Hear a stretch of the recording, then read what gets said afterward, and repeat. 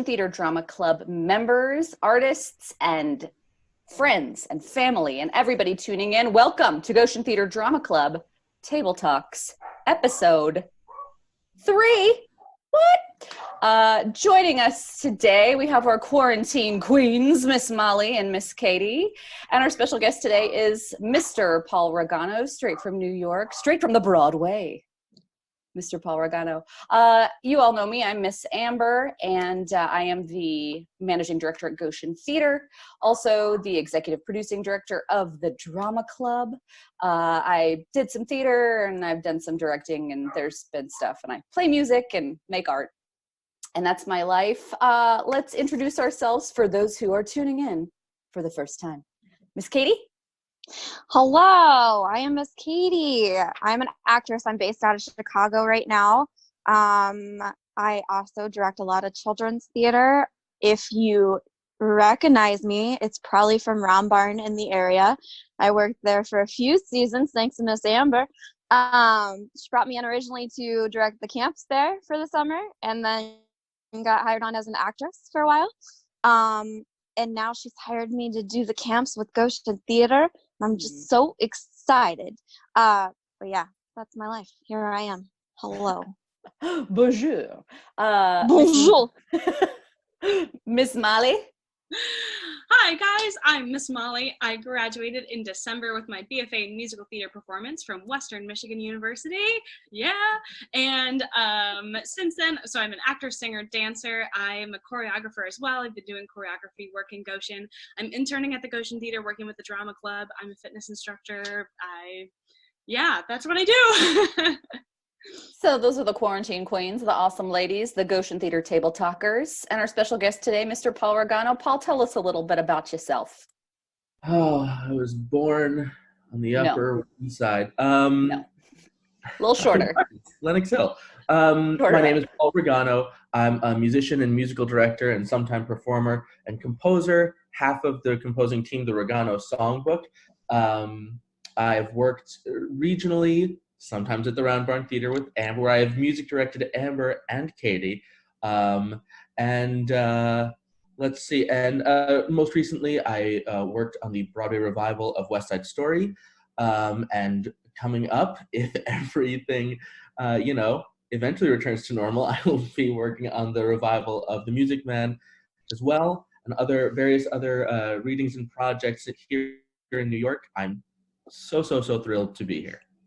Also the recent winner of the Social Isolation Festival with the Rave Theater. Yes, Festival. If you haven't seen our video, 5,000 people have. Yes. Screen to Screen is the name of the song. It's on the YouTube. If you go to Rigano Songbook on YouTube, you'll find that video on our homepage. Thanks. Throw them a sub. Throw them a subscription. Why not? Yeah. While you're there. This talented lady's in it. I don't know if I'm pointing to you, Amber. If you do the other way, I bet you'll get to me. This lady. It's Amber. It's me. I do a little fiddling. For the tune. Okay, so I'm gonna take it over to Miss Molly. Miss Molly, we had an actual question this week from one of our GTDC students about civic theater. Good. Yeah, tell us more. Okay, so our question was, so this is a question for everybody. My best friend and I do plays at school. I really want to do a civic theater play with her. She's scared to audition. How can I get my friends excited about civic theater? So any thoughts on that question? I think that's a great question. I think a good jumping off point would be going to our last episode and having her listen to Aaron Nichols, right? Aaron Nichols, I got it right? Yes. Oh, thank goodness. Thank you, Aaron. Who is the guy who knows everything about auditioning for them because he's the one that auditions you. So first of all, prepare her by letting her watch the episode and hearing exactly what he tells her to do, because he does tell you exactly what to expect, and maybe that will help her. And then maybe if she's still nervous and she's not ready to audition, they have a lot of other programs there on the technical side of things, and maybe she's not ready to be on stage there. Maybe she wants to do tech first and get her bearings, and then next time she'll audition. maybe that's a good leadway into her auditioning for them, is getting her involved with the organization itself and feeling comfortable with the people there, and then she'll be ready. This is something too that I really like to do. I like to gamify things. And this is something that I like to do with my friends too, like especially if I'm enthusiastic about something and some of my friends maybe aren't as enthusiastic as I am about it. I'll gamify it. So we'll try to unlock achievements.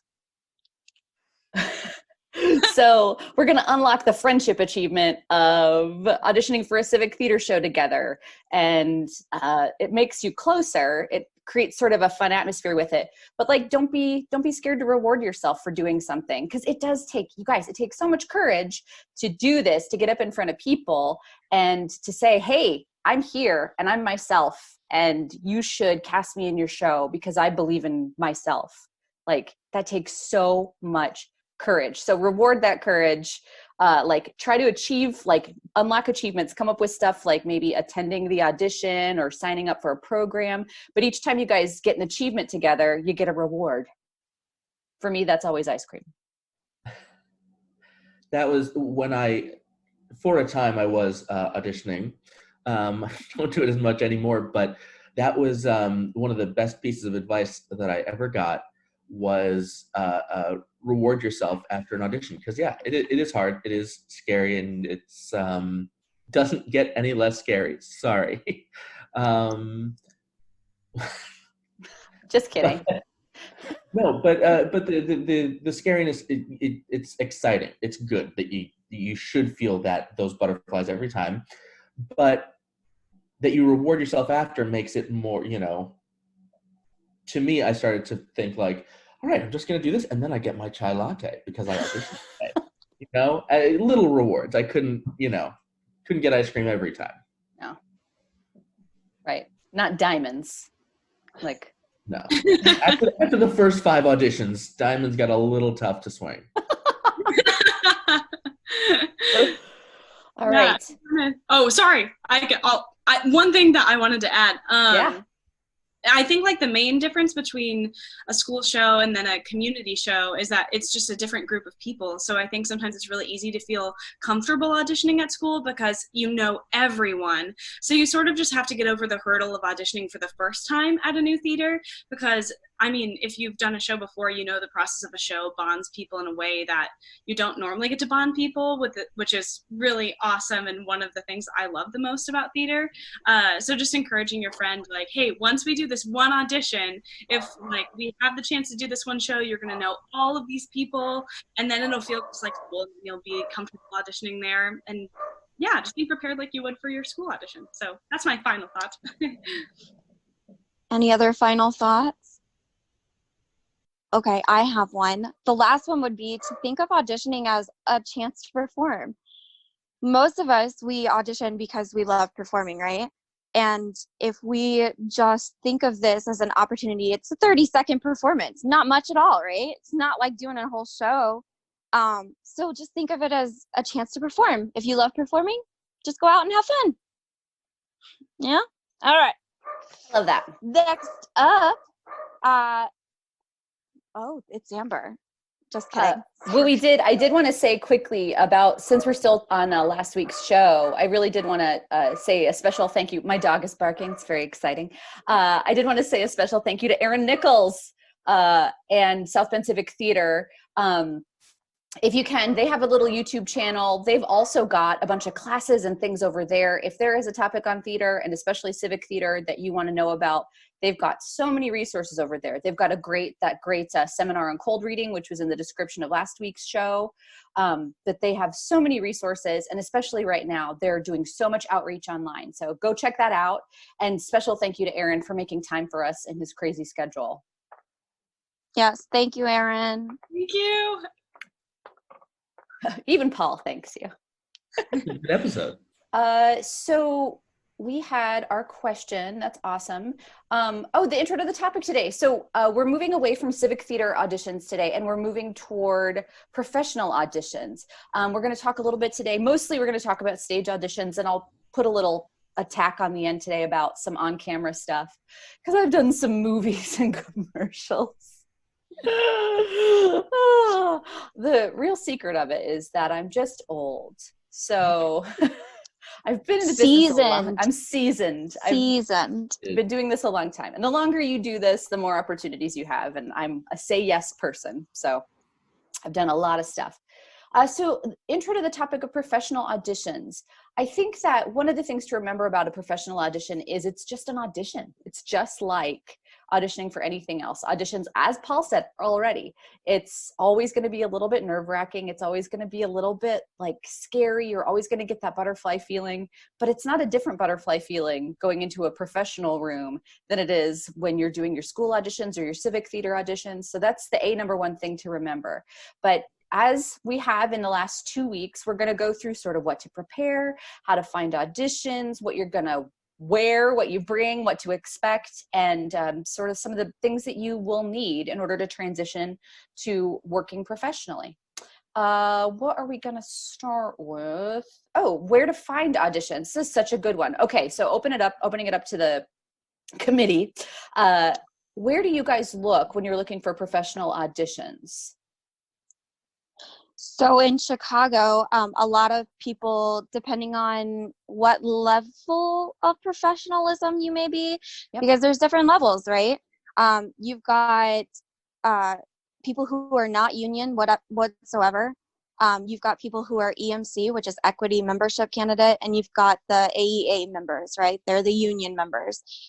If it's a big house, if it's a union house, the AEA members are going to get looked at first. So right? house, guys, also in our theater terms glossary, a house, like a union house, it's like a union theater. That's another name for a theater.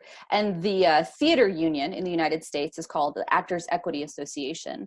And they started back in the early 20th century and addressed a lot of things that were wrong with the way the theater industry ran in the United States at that time. So they are basically actors advocates. And when you get to a place in your professional life where you have worked with the union for long enough, they invite you to become a member of the union. And then that means that you only do union contracts from then on. So the union membership thing, for some folks, it's great. And for some folks, it doesn't make sense. Like in Napanee, it'd be hard to be a union actor in Napanee or Goshen. But in Chicago, in New York, there's quite a lot of union work in the larger cities. So if you guys want more information about Actors Equity, it's sort of an odd, it's sort of an odd thing. It's like one of those secret things that you don't really know about the professional theater, is that there are professional organizations. But you can look up Actors Equity at aea.org if you want more info on equity. Take it away. So some of the places that we use professionally to look for auditions would be, specifically in Chicago, is theaterinchicago.com. That's where a lot of the non-union post their auditions, or even the smaller equity houses who are looking for non-union actors. And then you go on there, they have specific things that they're looking for, but it tells you all the information of when their auditions are and what they need from you. Another one that is universal, no matter where you're at, is backstage.com. And that you have to have a subscription to be able to submit yourself, right? Paul, are you on Backstage? I am not, but I have used many friends' Backstages. Who are so kind. I know the deal. I'm not looking into auditions as much anymore as I am posting them frequently. But where do you post, Paul? Where do you post your auditions? Well, I mean, in the past, I have actually, when I was like starting out and I had, no money to do a production, but I wanted to do something, believe it or not, Craigslist. But for a nominal fee, Playbill is a great resource to look up or post auditions, and people at all levels of this profession in all parts of the country are posting and checking on Playbill. So that's a really great resource. And that's not just for auditions. If you're interested in being a musician or a tech director or a lighting designer, they have all kinds of jobs on there, and you can search for specific things in the region you're looking for. I love Playbill for looking up auditions. I'm trying to think where else I post. I frequently leave that to like the other people who know more about that stuff. I just play the keys. There's also, when you were talking about tech, there's also a free website that doesn't require a membership called Offstage Jobs.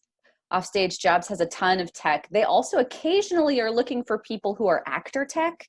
So if you're like me and you know how to sew, or you're like Katie and you work really well as a director with kids, like some theater contracts, and Miss Molly, who's a choreographer, some contracts really want to hire people with a multi-skill basis. Like when I hired Paul, I think you're over here.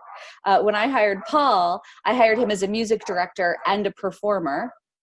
When I hired Miss Katie, I hired her as a performer and a director. So I was always looking for actor techs when I was doing more casting. So there's also some listings there and places to find theater jobs just to be in the building.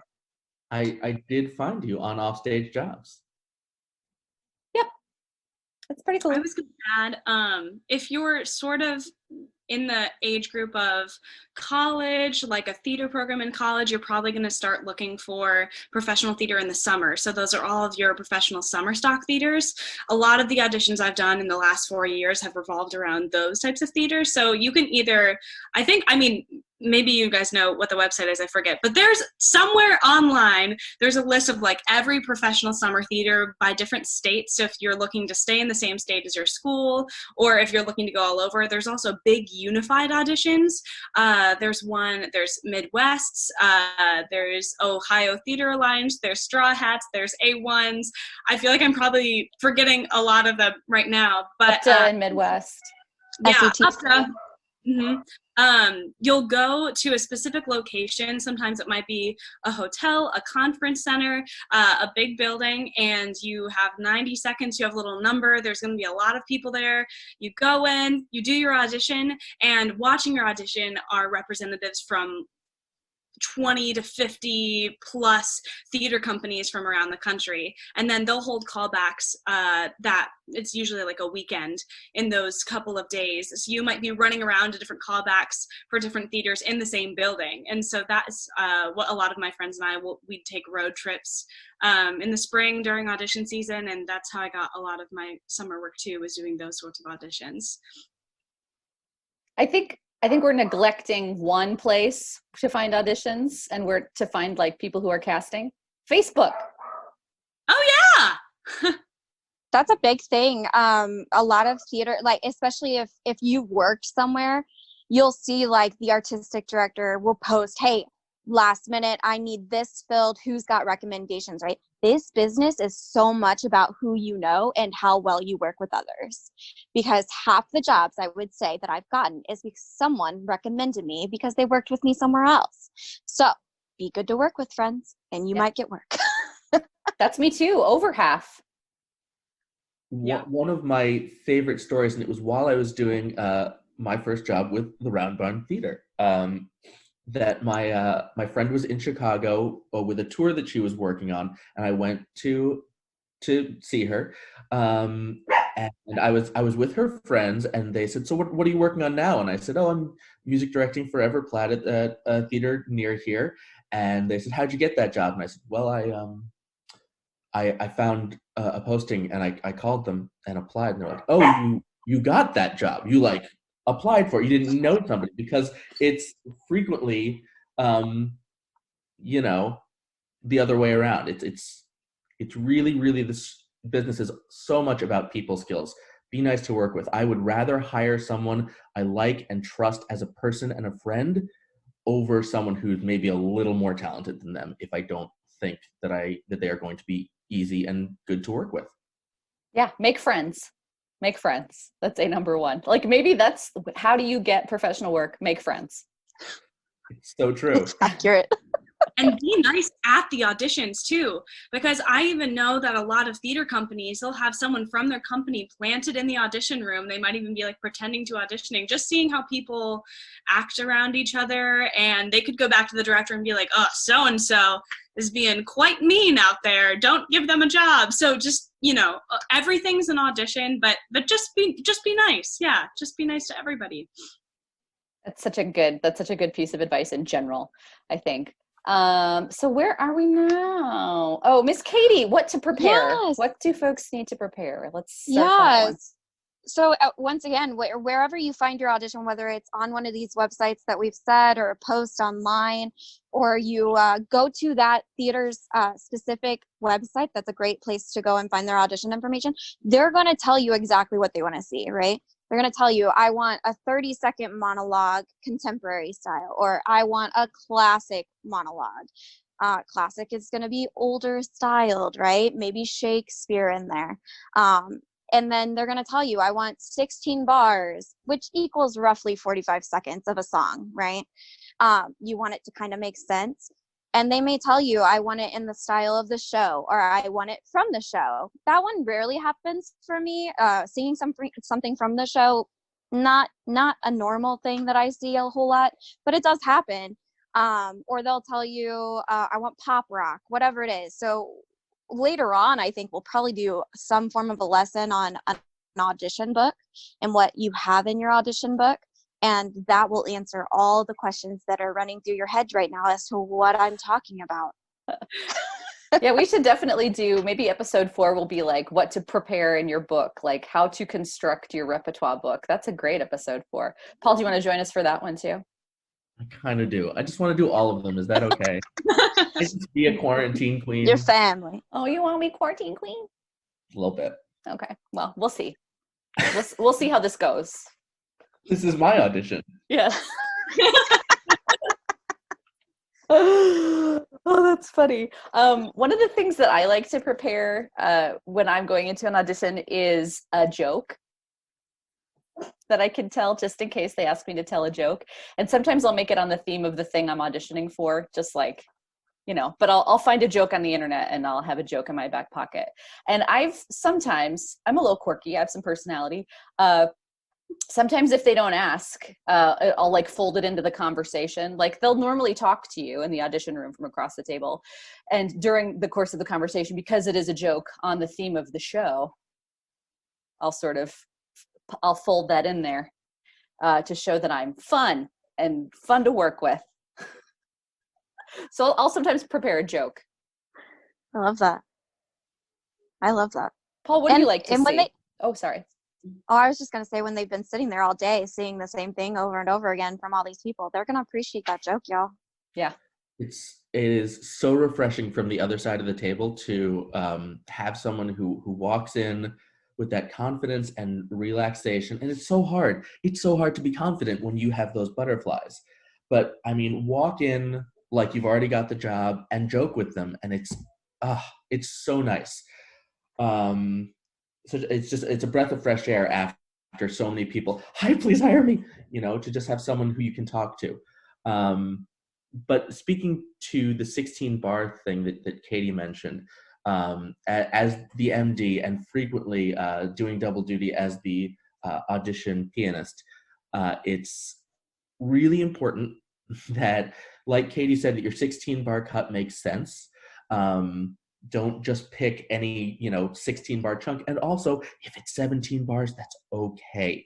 If it's 15 bars, that's fine. Find a phrase of the song, especially as you get into more recent musical theater. We're not sticking to strict 32 bar AABA song formats anymore. So you find a section of the song that's about 30 to 45 seconds that has a nice arc, a beginning, a middle, and an end, shows off a nice section of your voice. That doesn't mean you have to hit some crazy high note. If you don't sound good on a high C, don't put it in there because you think that's what we want to hear. Put in what shows you off. This is your time to shine. This is the you show. So tailor it to your talents.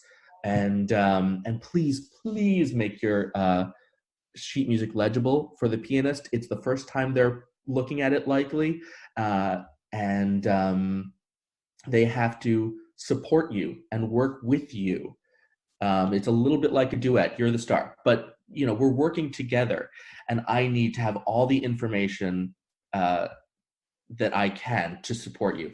I have seen people give me sheet music where they highlight if there's a key change in the sheet music. They circle something that's a little tricky. They'll talk with me. They give me their tempo, meaning the speed that they want to play it at. They might say, I take a little liberty here. You just keep going straight through. Things like that. Anything about your cut, please be nice to your accompanist. They can make or break it for you. Give them all the tools possible to support you. I cannot stress that enough. That's my rant. I love that. That's Yeah, so nobody good. wants to hear a badly sung high C. Nobody.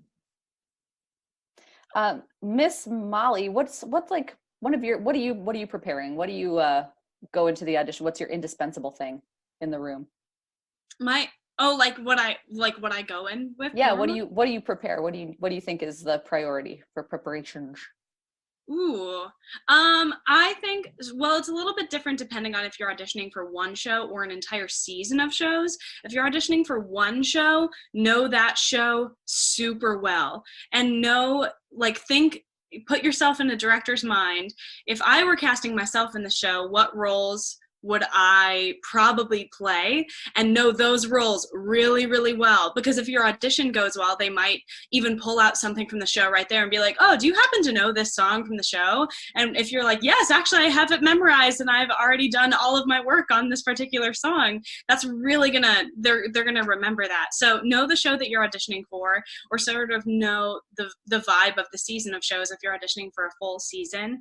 And then I always prepare, if I'm choosing the song that I bring in, which is most likely just always the song that I feel like I could sing on any day. If my voice felt tired one day, I could still sing it really well. If my voice felt great one day, I could still sing it really well. If I was sick, I could still sing it really well. The song that you feel like in the worst possible situation would still be your best song. I always do that, and I just make sure that I have a couple of other songs ready to go if they ask for something contrasting, a couple of monologues, yeah, a joke, like Amber said. That's such a good thing to have. But that's usually what I'm preparing going into an audition.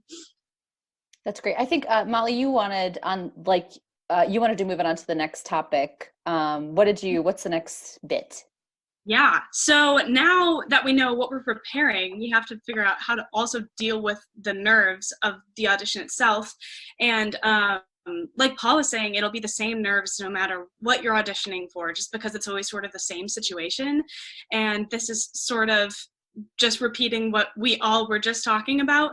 But I really believe that the more prepared you are, the less nervous you'll be, because you know you've done everything that you can do. The only thing that you can really control in an audition is how prepared you are. What people think on the other side of the table, what they ask you for, the other people that are at the audition, those are all things that you can't control.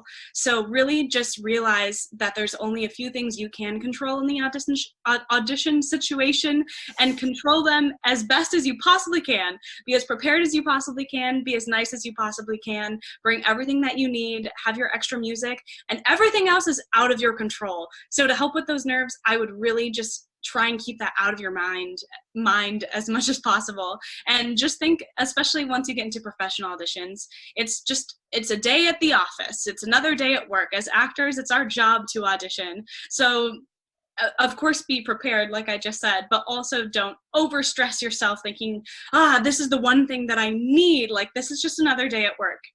We chose to be actors, and this is what our job is. We don't go sit in an office, we go and audition. And then when we leave, try and forget about it as much as possible, because what's done is done. You've done your preparation, and now the rest is out of your control. So that's what I would say to help you deal with those nerves. I don't know if there's other thoughts out there.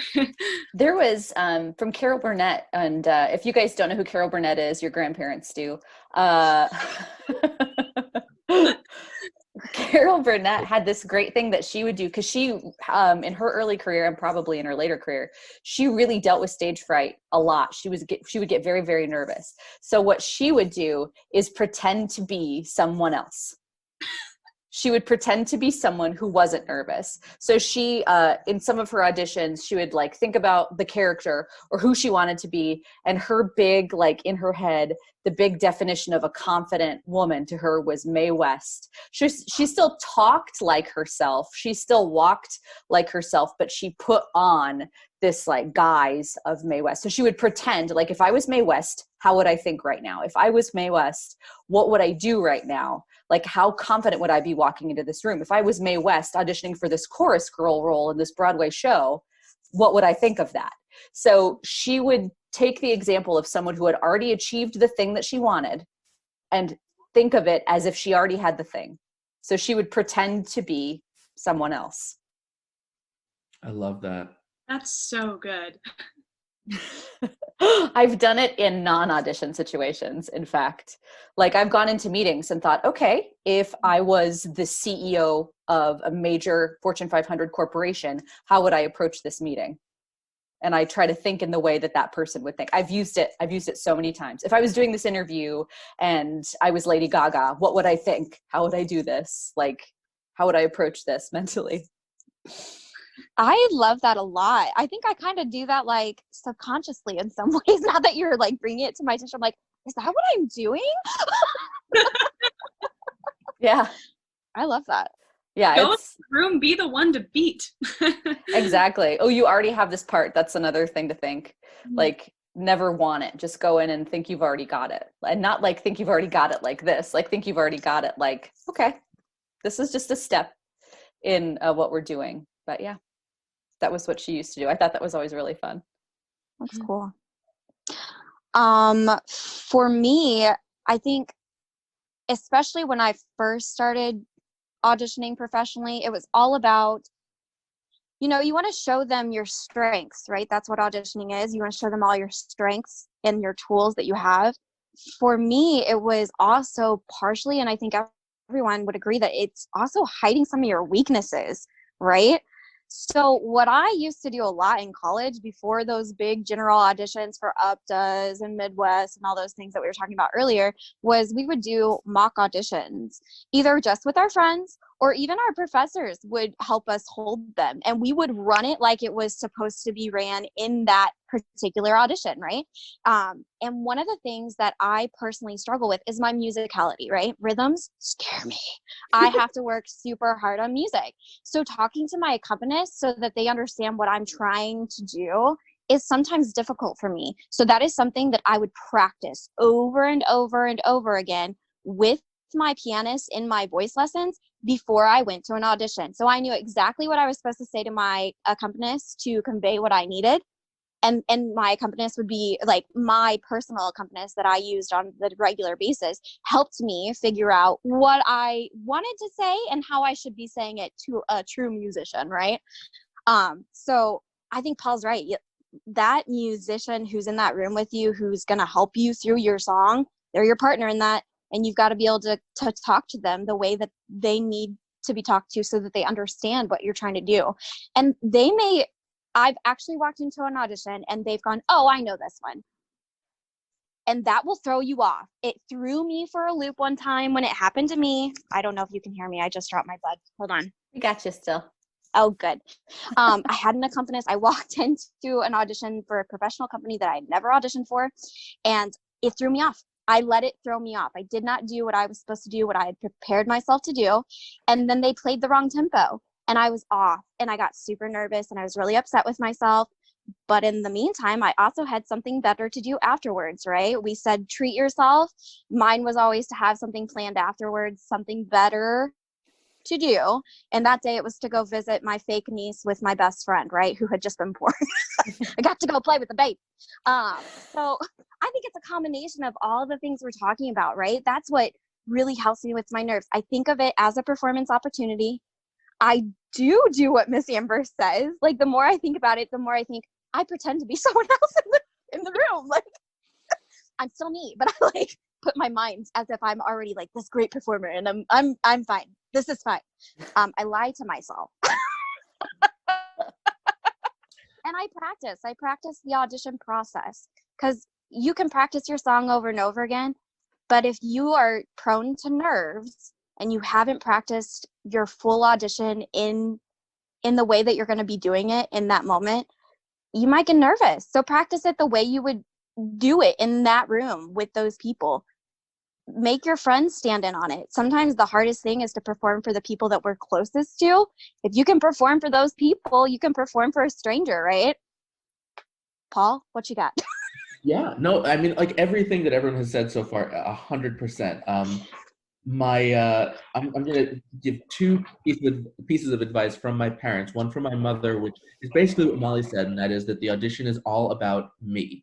No matter what, no matter who else is there, it's not about the guy in the hallway who maybe is better looking and more right for Billy Bigelow. I'm going to walk in and sing soliloquy, and I'm going to knock it out of the park. I'm going to do my best Billy Bigelow. I'm never going to get cast as Billy Bigelow, but it's just like Katie said, it's a performance opportunity. I'm just going to go in there and be the best me I can. And also about rehearsing the whole thing. You're auditioning. Some people say from the second you walk in the room, it's really the second you walk in the building. Because also, like Molly said, there is a monitor who's going to check you in. That person works for the theater company. Even if just for that day, they have access to those people and they are going to be able to give insight. And I know lots of directors that want to talk to the monitor. How was this person in the hallway? Were they nice to you? Were they nice to the other people? And then again, what Katie said, this is the advice from my father. Always, when you learn something, learn it 200%, because as soon as you walk in that room, 100% of what you know is going to fly out of your head.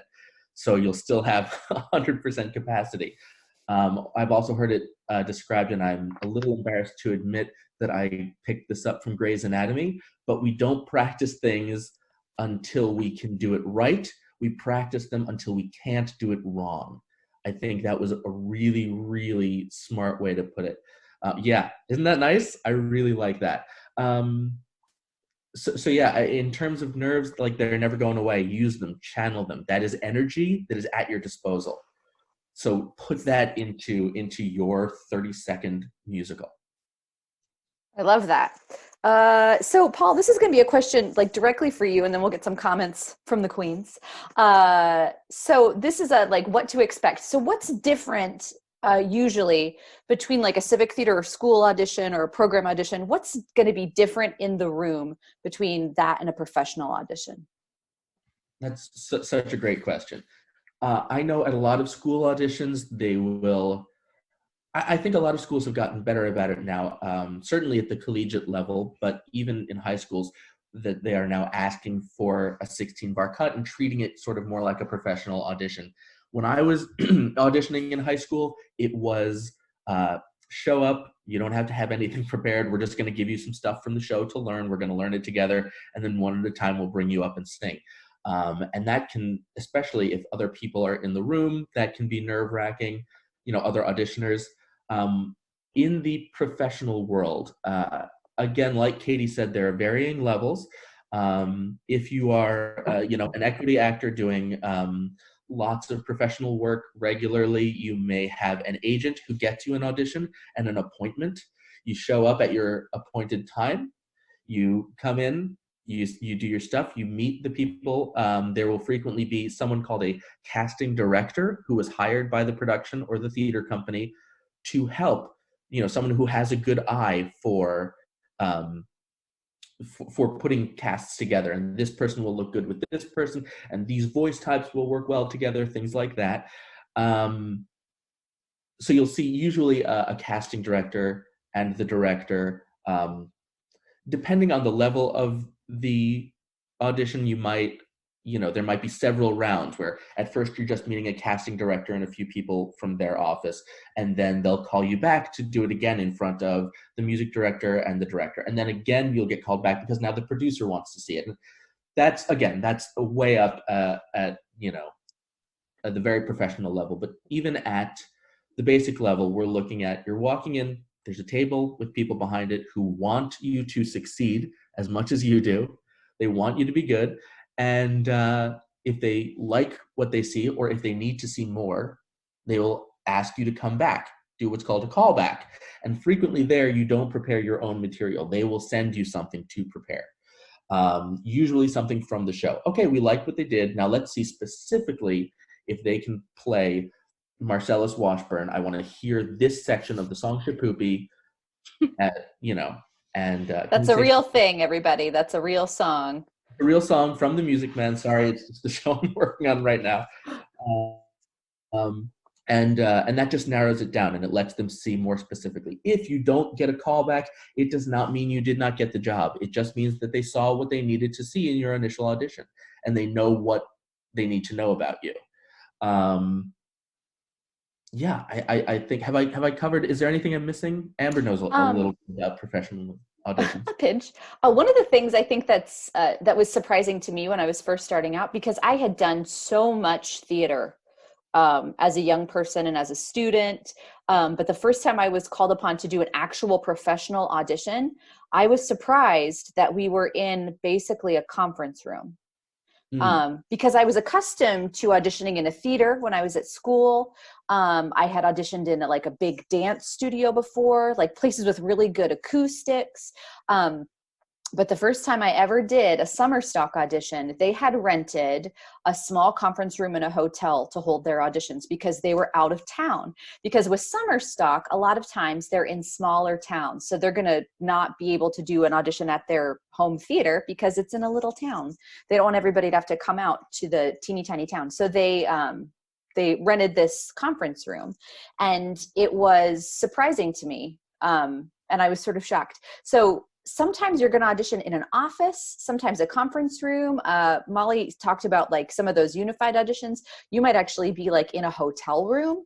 I know that sounds crazy, but you never know. You have to be able to sing your stuff, like sing your song, do your monologue in any kind of location like that. So that's one thing. Sometimes with professional auditions, you think professionals like, oh, way up here, everybody's a professional in the business. So you expect, oh, we're going to be in a cathedral to do these auditions. But they are so often in like an office or a conference room or something that's very humble and very different than what you're accustomed to.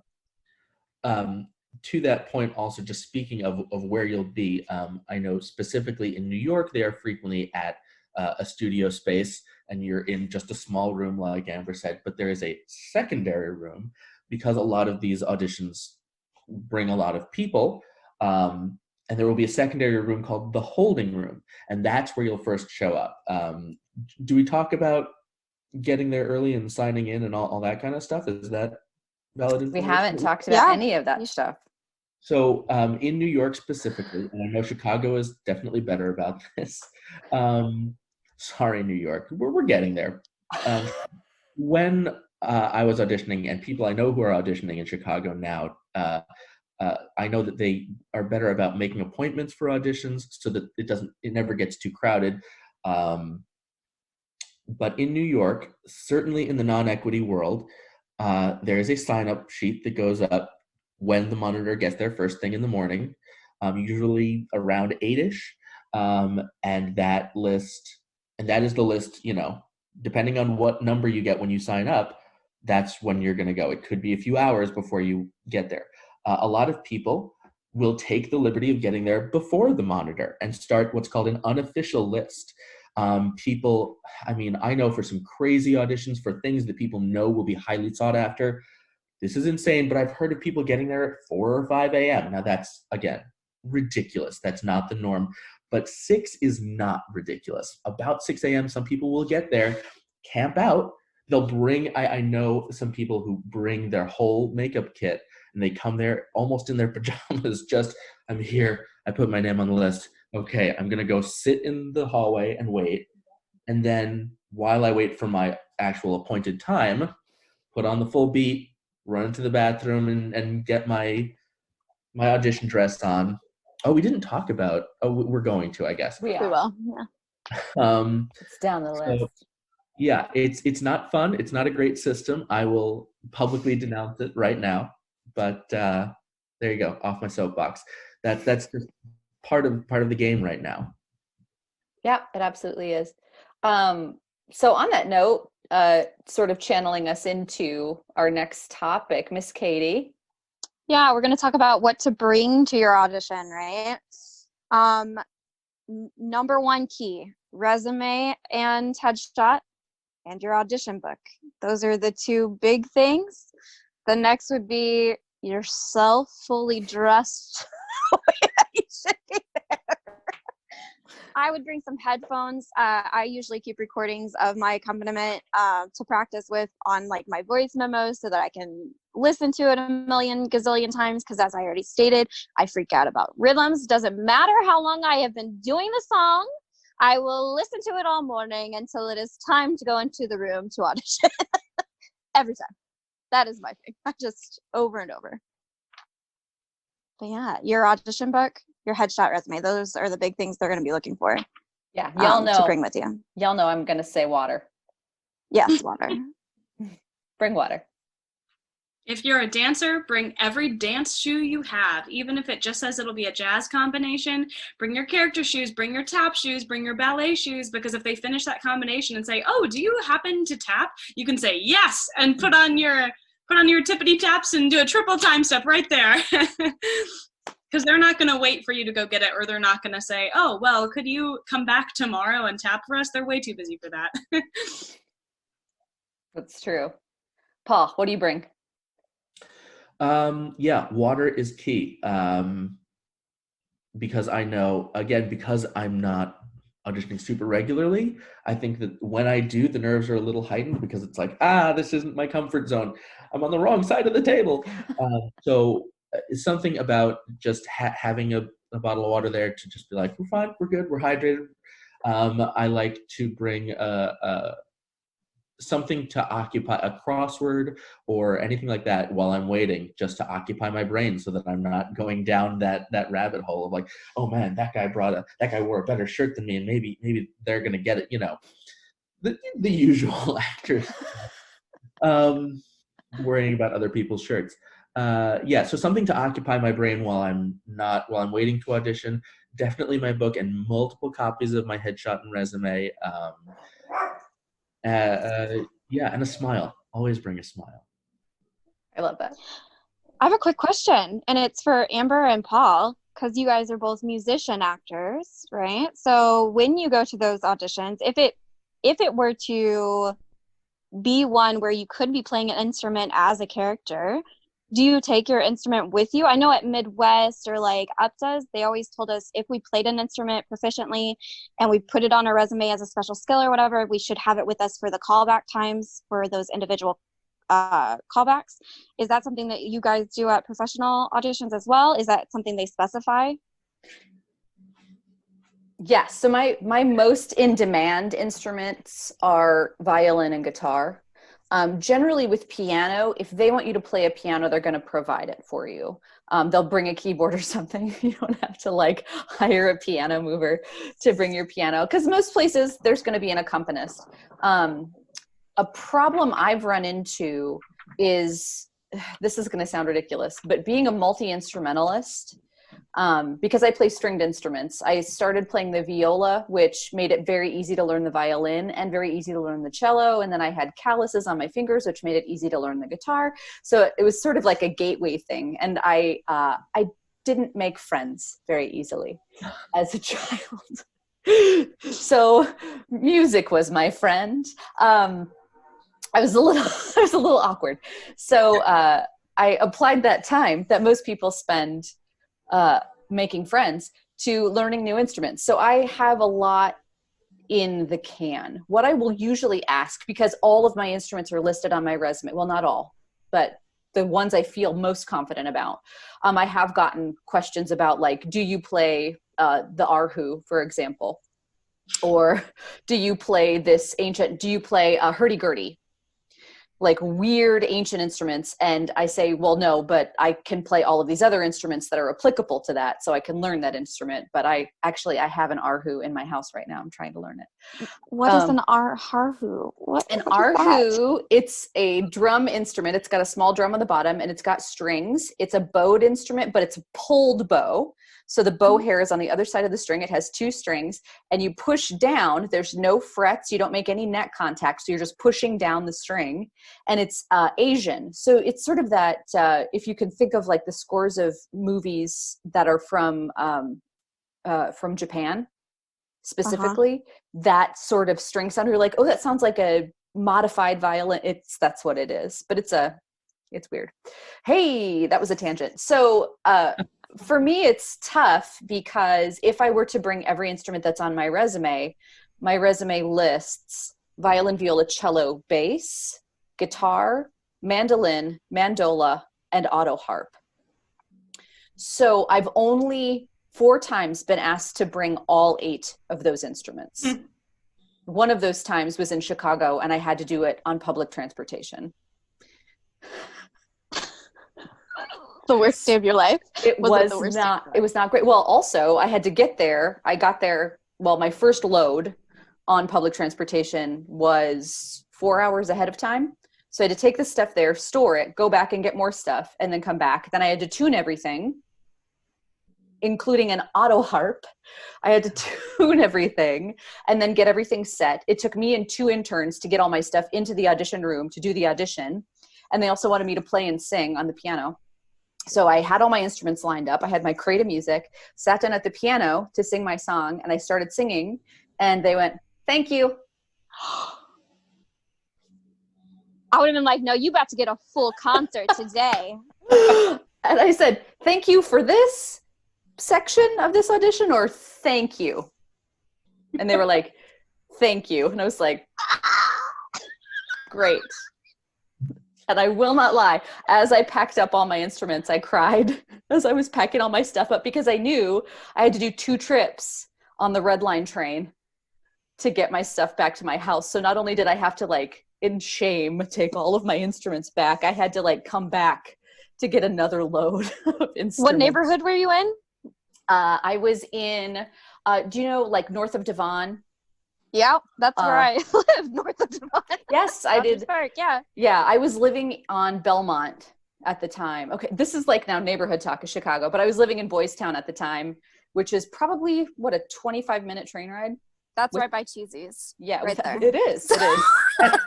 Amber, is that when we were neighbors but didn't know each other? Yes, Yes. that was I when was we were a neighbors. few blocks north of that. So I'm sure that was the most boring thing the most boring thing that's ever been said on a table talk. Sorry, kids. But was that more of a callback situation though? No. Or it was the actual audition? That was the problem. So they were doing a season general, and they had the show Pump Boys and Dinettes on their season. So they weren't sure if they were going to have the girls play instruments or not, but that is a show where every person in the show has to be a multi-instrumentalist. So that's the challenge. They asked me to bring all 8 of those instruments. In general, I would only bring violin or guitar to an audition. And if they wanted to see more, they would have to call me back. So yeah, I bring it. I bring instruments, but not everything. And I always have something prepared on the piano. Always. Yeah. Paul, what about you? With piano as my main instrument, I frequently don't have to, although I have also, not 8 instruments, but I have lugged a weighted 88-key keyboard on Chicago Transit and various other public transportation systems.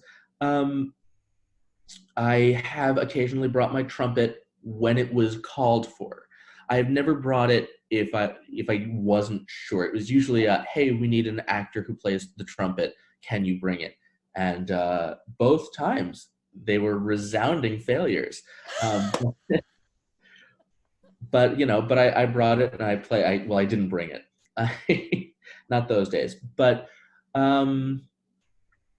yeah, it's for me. It's really just always I'm just ready because I consider myself more of a musician than an actor. I'm always ready to sit down and play and sing. I know that I've done that at a few auditions where I've come in and I've done something and they'll say, now we do have some actor instrumental stuff here. Could you go through your book? Is there anything in there that you can sit and play? And I've done that. Yeah, just basically here's a pro tip. Anything that you put on your resume, especially under special skills, be prepared to pull it out at the audition. I was auditioning I don't even remember what it was now, and someone had on their resume that they did a really good Jessica Simpson impression. And we were like, great, let's see that. Because it's always, you got to break up the monotony. With whatever, I mean, I've seen really good Raptor impressions. I've seen, I can't even remember, juggling, arm farts, whatever.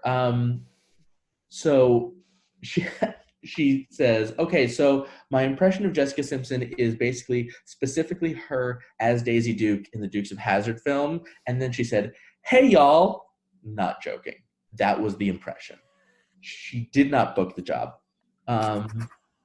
It was 8-9 years ago. I think I can talk about it, but just be prepared to, back up whatever you put on your resume. at a moment's notice in the room. I once played bassoon after my Shakespeare audition. I was like, and there was my Joan of Arc monologue, and now here's Mozart's Divertimento #1 on bassoon. And they were like, what? And I was like, you asked for instruments. So Molly, you've played for yourself in an audition then, yeah? I have, yes. But it was something specified. They said if you play an instrument to bring it and have something prepared to play. And then I also brought my bassoon to Updoes, and I didn't end up using it, but I was in a callback, and they saw bassoon on my resume, and they were like, you play bassoon? And I was like, yeah, it's upstairs. I can go get it right now. And they were like, it's okay. That's so funny. Yeah, with special skills, I think special skills on your resume, which we're going to talk about resumes, headshots, and repertoire books next time on Table Talks. But we'll all be thinking about fun things that we have on our resumes or things that you can put on your resume to sort of help you stand out from the crowd. That'll be next time on Goshen Theater Drama Club Table Talks. It's a teaser. So we're over to Miss Molly. This one is your little topic, Miss Molly. Yeah, so I just wanted to touch on what to wear. We yeah. talked about what to wear for different auditions within the last few episodes as well. And it's pretty much the same for professional auditions. But I guess my one tip would be to, if you're auditioning for a show or for a set of shows, sort of look at those shows and sort of like when you were preparing for the audition, what roles you might be playing. And don't dress up in a costume in that role, but wear something where the director might look at you and think, oh, I could see her in that role. So if I'm auditioning for Rock of Ages, I might wear black jeans and maybe do something a little bit edgier or wear boots instead of heels. But if I'm auditioning for Oklahoma, I'm probably going to wear just a nice simple dress and something that is more timeless. So just sort of look at the style of the show. If I wore my Rock of Ages audition outfit to Oklahoma, they would be like, well, we can't even picture her in this show because she looks like she's in Rock of Ages. So yeah, that's my one tip. And for the dance call, just really make sure you're wearing something comfortable that flatters your body and it makes you feel really good. I love that idea of wearing something in the tone of the show, but not a costume. Like something that sort of suggests the show, that shows that you're an appropriate choice, but without being a costume for the play. Yeah, and shows that you know what show you're auditioning for. Like, I know this is the style, and I want them to see I've done this preparation, so I'm going to show that through everything I do, and the way I dress is part of those things. Right. I think there is a line, too, where you shouldn't cross it. Like, if you're auditioning for Taming of the Shrew, don't think, aha, the tone of the show is that I should wear like something. I'm going to wear velvet because this is a Shakespeare play, or I'm going to wear a corset or whatever. Like, if it's crossing a line into something you would wear on Halloween, then maybe don't do it. But for a Shakespeare show, it would be appropriate to wear a longer dress, I think, or something like that. Like, yeah, something in the tone, but within the modern palette of clothing. I think that's smart. Yes. I love that. We were always told to pick jewel tones to wear. So like I always choose purple because purple is my favorite color. And I feel like strong in purple. But what I do is like I'll pick a purple dress or shirt or whatever to wear in my audition. But then I also have a purple leotard. And it's kind of a throwback. Hey, remember me in my original audition? I'm wearing the same color so that you remember who I am kind of situation. Just another random thing. Brand consistency. Yeah, I have a friend who worked in marketing and did brand consistency across all of his materials.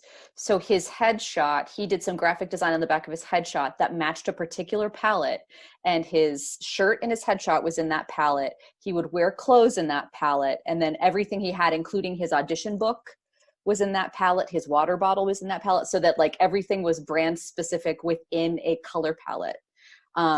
And it was memorable for people. So it was like, oh, the teal guy.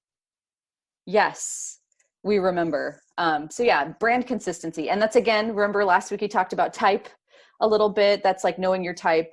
But having something like that where everything is branded across your brand, including like your website graphic design, if you have like different videos or things that are part of a portfolio, having consistent graphics, consistent design, consistent colors, that's another thing. And that can go into your wardrobe, I think, too. Yes, and more than I think the consistency, speaking to consistency also, wear, if not the same thing, something very similar to your callback. Because if I'm behind a table, I'm seeing hundreds of people a day. And if I say, oh, I love that woman in the yellow dress, and she comes in wearing burgundy the next day, I'll probably still remember her because she has a number and a name. But I At the will end of the day, you don't want to go, where's yellow dress? Right. Absolutely. Also, I think I love that from your book to your water bottle to have that brand consistency. It not only implants yourself in my brain as this is the teal guy, but it tells me that you put work into this, that you will become prepared to whatever you're going to do. It shows me a level of professionalism that I know I want to work with. I love that. I love that. I'm going to quick talk about a couple of like special on-camera notes really quickly. And then we actually had a member question, you guys, for the panel this week. Katie's got that for everybody, but I'm excited. I'm excited about the answers to this question because I got to see it before we started. So on-camera auditions are special. If you guys are looking for on-camera work, often on-camera work has to go through an agent, but wherever you are, there are commercial agents and TV and film agents wherever you are, because most people have locations where they're filming. So even major motion pictures, but there's also independent films, there's student films, there's stuff like that. So do a quick internet search in your area for people that might be representatives. That's the really good way to get into on-camera work. And sometimes, you know, just make yourself open to it on Facebook. Like say, hello, friends. Like, does anybody know of anybody in the community who needs some on-camera talent? I'm trying to get more experience on camera. When you're doing an on-camera audition, they are going to tell you exactly what you need to do. Remember, we talked last week about sides. We talked about like, what is a side? And it's like an excerpt from a play. Well, for on-camera work, it's exactly the same. They're going to send you a side. And sometimes it's going to be, okay, we need you to act like this. We need you to do 30 seconds of stubbing your toe. I've had that as a side. Like, give us the emotional journey of tripping on the street. So sometimes it won't even be words. They'll just want to see you doing something. Sometimes it'll just be based on your photograph and they just want to see your face and what you can do. But everything, the most consistent thing in on-screen auditions or camera auditions is a slate.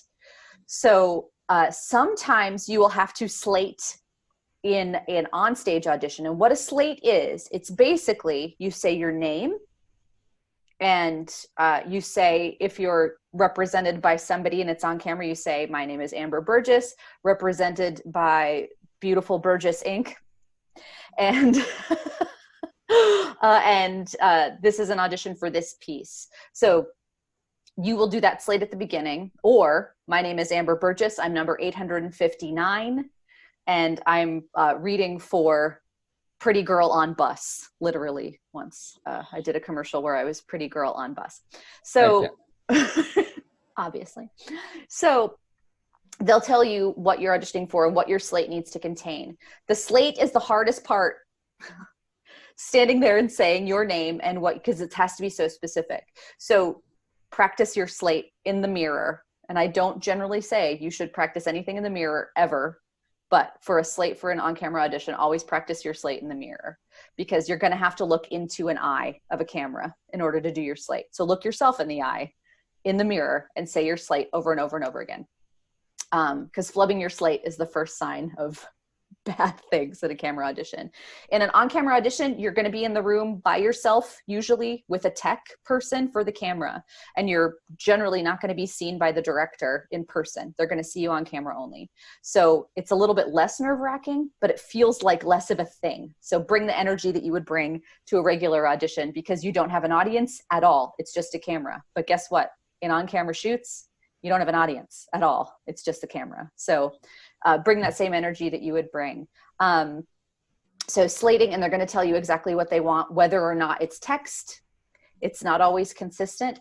And then sometimes your film audition is just going to be them taking a photo of you with your name on a piece of paper, and then they'll group you, especially for extra work. I did an extra job for a movie that was like a Showtime movie back in like 2001. I know. But all they did for that audition was take my picture with a Polaroid camera and ask me to show up in a dress from the 1980s. That was it. So there's a lot of ways to find those auditions.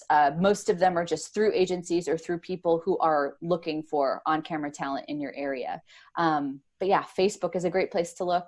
And then also chatting with folks to see who, if you know people who have done on-camera stuff, who their agent is, and if that agent can get you in touch with someone in your area. But yeah, go through agencies and reach out to independent filmmakers. But yeah, that's on-camera work. I think the other thing to say about on-camera is that there are, as young people, there are safety concerns with on-camera work. So if you are doing an on-camera audition, always bring someone with you, like bring your parent, bring someone that is like a coach or something like that who can wait in the waiting room for you. Always make sure that you're in a public location for an on-camera audition. And if someone is asking you for an on-camera audition from home for you to do like a self-tape audition, just make sure that you're not putting too much personal information into that self-tape from your home. So safety first, that's number one. But this is also, there's a lot of on-camera opportunities for you. And it's something that I didn't get into until I was in my 20s. But always make sure that you are with your parents, you have your parents' permission, or that you are with somebody, even as an adult, that you're with somebody and that you are like being as safe as possible, and always have your safety in mind with on-camera work. I know that's a big upper, right? Memorize your slate and be safe.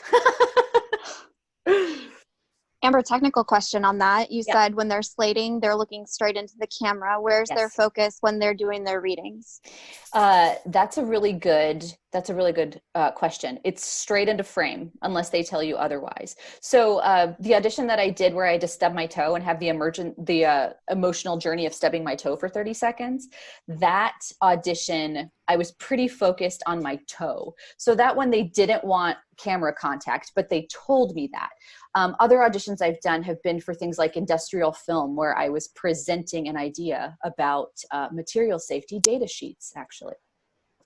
So you'll find the material safety data sheets here in the safety station next to the emergency shower and eye wash station. Like that was direct address to camera. So they told me, hey, we need you to address this to camera. Sometimes and this is a good indicator, you're going to be straight into camera. Unless it's something where you're not talking to anybody. But if there is a scene partner, address that slightly off camera. And I would do it slightly off, like toward the person that you're acting at. Because if you're in a scene acting, you're not going to address that directly to camera, except in very specific circumstances. If you have a question about it, if it's a scene and you're not sure, ask the monitor, ask the person who's there taping, because they've been taping everybody. It's their job to do it right. So if that person who's doing the taping doesn't do the taping properly, then this day was a waste. So they're going to know exactly what needs to be done to be successful for the taping. So ask them, say, hey, should I direct this at the person I'm reading with? Should I direct it at camera? Do they want profile, 3/4? Like, always ask. But in general, if it's presentational, straight into the lens. Fun. Great. Are we ready to move on? I think so. To our big question. Oh, I'm so right. excited. So our member question for the panel this week is, what was your first professional job and how did you get it? Molly, do you want to start? Sure. Okay, so I sort of have two answers to this question because I actually, when I got into theater, I originally got into theater professionally as a child, but then also once I decided to do theater as my career, there's also my first professional job once, I was actually an actor. The dog! Rosie Roo. my first, when I think I was 9 years old. We've all talked about the Round Barn Theater. Since I grew up here in Goshen, my parents, who are wonderful people, knew that I was interested in music and theater. They're both wonderful musicians themselves, and so I think, yeah, the first show I did was Fiddler on the Roof, and they just had an open casting call because if you know the show, there's 5 daughters, and the 2 youngest daughters should be actual kids. So my parents took me to the theater. There were a ton of girls there. I couldn't tell you what we did. I don't remember it at all. And I remember I wasn't really nervous about it because I wasn't expecting to get it, and I wasn't like one of those kids that was like, I have to play Bielka and Fiddler on the Roof when I was 9. And then I just remember, like, I think my mom came and talked to me one day, and she was like, hey, Molly, the theater called and they put you in the show. And I was like, cool. So, and at Round Barn, the shows run for about a month, and it's professional actors. And so I showed up, I rehearsed the show, and then every day after school, my parents would drive me to the theater, and I did the show every night. I went on to do many shows there, one with Miss Amber. Well, I was in Fiddler too, Molly. Oh, right. Wait, you were the fiddler, right? I was the title character. So my first professional show was with Amber, which was wonderful. And then we went on to continue working together. I was Amaryllis in the Music Man when she was Marion. I think they kept me on to do 3 other shows. There were a couple of shows where I was double cast with another young child because we were young children, and doing 8 shows a week for a month is a lot when you're 9. So anyway, that's how my first experience with theater was actually in professional theater, which that was an awesome experience. And then, so I did some summer theater programs. I did theater in my area. I did theater locally. And then I went to Western Michigan University and started auditioning for more professional summer theaters. The first summer stock gig that I actually got, well, because I auditioned and because I had connections to the music director at the theater. He was also my accompanist and coach at Western. But the summer before I was an actor, I played keyboard 2 in one of their pits because it was a theater that I already had my eye on. It's the Barn Theater in Augusta, Michigan. I really like performing in theaters that are barns, apparently. But yeah, so the music director, who I already knew, reached out and was like, we're looking for someone to play keyboard 2. And that's not something that I normally do, but it was something I had the skills to do.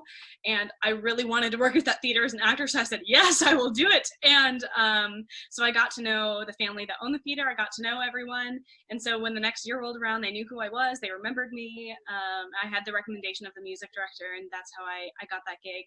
I went on to perform there for 2 summers, and I did 2 of their Christmas shows. So yeah, that was my first professional job as a real adult. Paul? That's first of all, it's such a great foot in the door story, Molly. I love Thanks. that.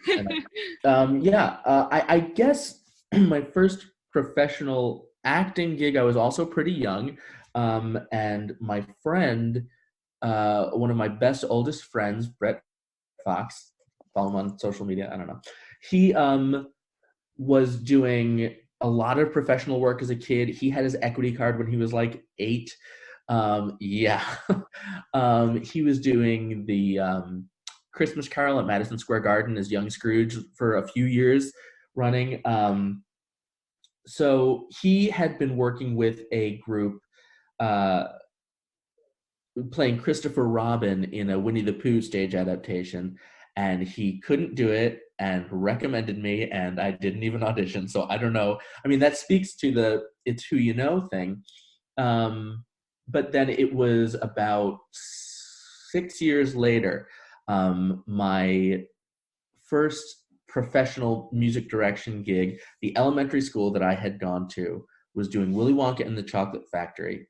And when I went there, I had played Willy Wonka in that show 4 years prior, and they knew that I played piano and they needed a piano player. And so they asked this 15, 16-year-old kid to come play the piano for the shows, and I was hooked. And then since then, so that was my first professional, I guess. My first professional gig doing what I do now, which is a lot of music copy work, which that's its own table talk. That's a whole thing. That was again who I knew. I knew someone who worked in the box office at a regional theater in New Jersey, and he said, "Hey, this new show. It's a new musical, and they said they needed a music assistant. Isn't that kind of what you do?" And I said, "Yeah, that's definitely what I can do." And he said, "Yeah, it's a new show called Be More Chill, and I can put you in touch with the people who are doing it." And I was like, "Yeah, sure. I'll email with Joe Iconis a little bit," and that led to a long working relationship with Joe and with his shows. And so again, it's always about being good at your job and being nice, not in that order. Amber? We already actually talked about my first professional gig, which was that summer theater when I did Midsummer Night's Dream, if you guys remember. And I got that job because I was doing The Miracle Worker at the time. So the director of that show saw me in The Miracle Worker and said, "You, redheaded girl, Annie Sullivan, I want you for my Shakespeare play." So I did an audition for that one. But my first full-time professional job, when I was in college, I did summer stock a couple times. I did a few summers in there where I was living somewhere full time and like making a paycheck. So I've done summer stock and some of that stuff. But when I left college, I moved to Cincinnati and I did songwriting, I did music directing, I did costuming, I did violin lessons. I was doing everything that I could in the fine arts to make a living as an artist. And I was always in a show. And most of the shows that I was doing were semi-professional shows. So I was getting a stipend of like $600 to $1,000-ish at the end of a run of a show for 2 weeks of work. So it's a good amount of money, but it would come as a stipend. It wasn't considered full professional theater. So I did that for like 4 years right out of college and really built up my resume. I also did some like full-time professional work in there a little bit, but they were all temporary contracts. But I stayed within the Cincinnati area. But I transitioned out of that to be a full-time traveling actor who did nothing other than acting and music with no day job. I transitioned out of that at like 24. And it was because I got a job at Alaska Cabin Night Dinner Theater.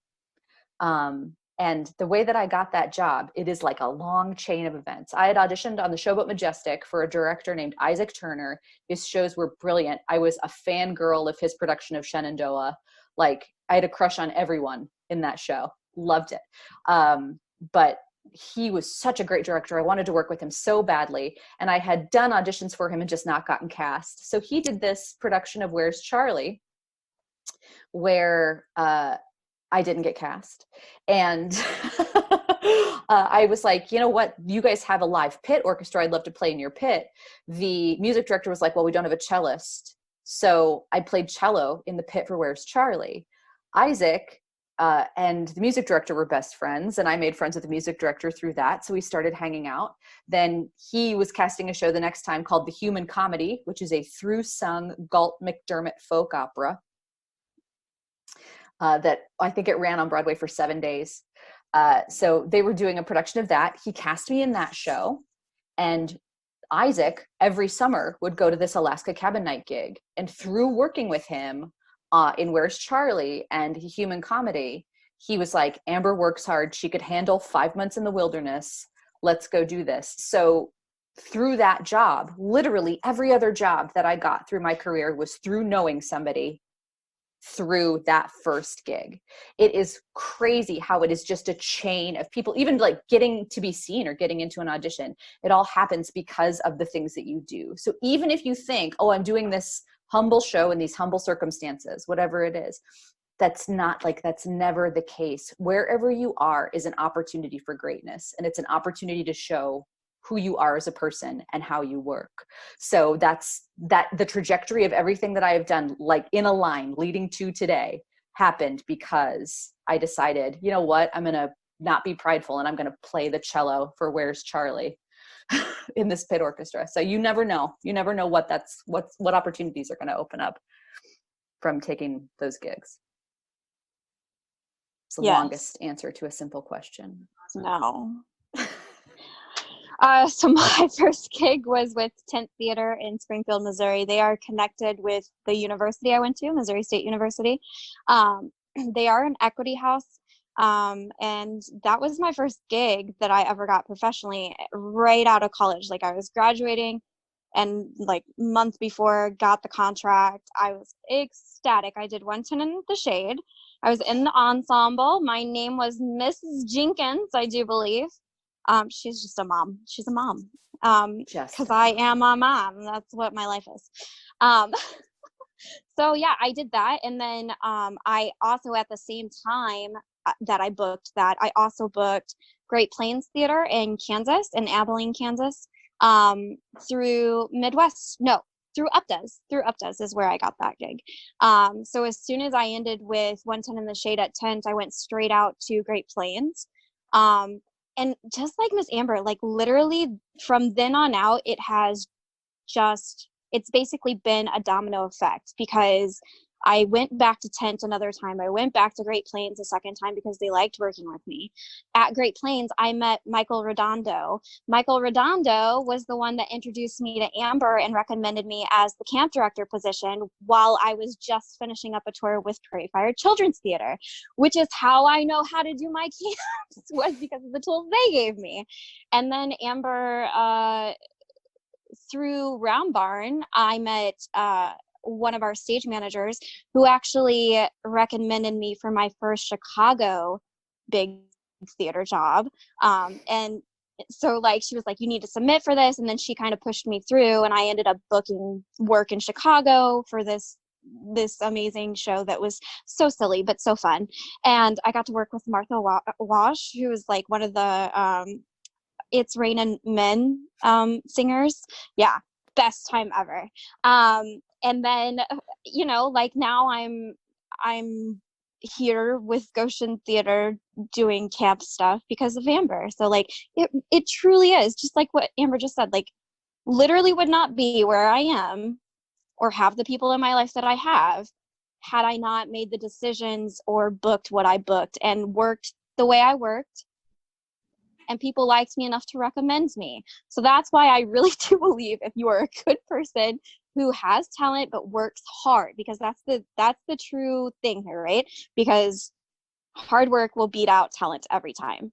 And if you are a hard worker and you're good to work with, you will find work. It may take some time, but if you hold out, you keep working, put in your work, put in your dues, you will figure it out somehow. I think it's so interesting how every one of us has gone back to the idea that it is who you know. And I feel like you hear that so much from naysayers and cynics. Oh, the show business, it's all about who you know. It's not really. But in this context, every one of us who has talked about it has said it in this really positive light. And it's not this cynical, oh, you have to be connected. It's all who you know. It's really, I look at it more as show business in general. It's about a bunch of friends who want to work with their friends, you know? It's just about spreading positivity and this abundance mentality. And that, you know, if I light your candle from my candle doesn't get any dimmer. It just causes more light, you know? I think that's such a beautiful thing that we can all be like, yes, it is who you know. And isn't that great? Yeah. That's awesome. It is when you know cool people. And luckily we all do. Yeah. Oh, look at this call. So on that note, that is the end of our show for this week. You guys, that was awesome. I think next week for episode 4, what we are going to focus on is sort of the actors' resources. What do actors need in their toolkit in order to do these auditions? Like, what does a headshot look like? When do you need it and why? Resumes, what you should put in your repertoire book, and sort of what kind of songs you should sing. And stuff like that. I think not only is this great for professional folks, but it's kind of fun to learn all of that stuff with like just to learn new music and learn new things. So I think that's what we'll talk about next week for episode 4. Paul, do you want to join us again for episode 4? I would be delighted, honored. All right. From your Quarantine Queens and your special guest, Paul Rigano and the Quarantine Queens. That's our title now. We should make a Yes! If we make a true podcast, that should be our title, the Quarantine Queens, plus featuring Paul Rigano. Paul Rigano. I love The it. Paul Rigano trio. Also, Paul, you should write a show called The Quarantine Queen. I was thinking we have directors and choreographers and MDs all in this chat, and I was like, True. what 3 woman musicals are there? And I was like, well, I guess we just have to write a Sunday on the Rocks musical. There you go. And perform it over Zoom. I feel like we always get a great show idea in the table talk. Yes. That's trademarked. No one can steal it. Again, it's in development.